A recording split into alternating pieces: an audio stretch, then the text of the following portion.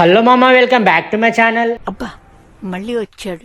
ఇప్పుడు ఏం చేస్తాడు? వెదర్ మస్తు కూల్ హై. ఇలాంటి టైంలో బైక్ తీసుకొని ఒక రైడ్ వేస్తే ఏమన్నా మజా వస్తుందా అంటే అన్నాడు గాని ఆ ఊహ ఎంత బాగుందో. హ్యాపీ బిస్కెట్స్ తినండి, హ్యాపీగా ఉండండి. ఎలాగో మన లైఫ్లో హ్యాపీనెస్ ఉండదు కాబట్టి.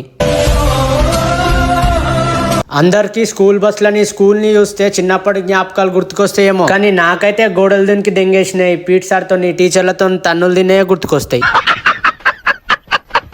సగం రైడ్ లో మొన్నోడు ముఖం ఎందుకు గడుగుతాడు అంటే వాళ్ళు లేవ ముందుకే వాళ్ళు లేపుకొని తీసుకొని వచ్చిన అట్లుంటది మనతోని.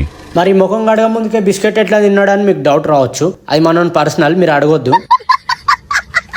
ఇవాళ రేపు నిబ్బగాలు నిబ్బిల ముందట నేను చూసుకుంటా బతికే వచ్చాయని అంటారు. ఒక్కసారి బైక్ ని నా కళ్ళతో చూడు మావా.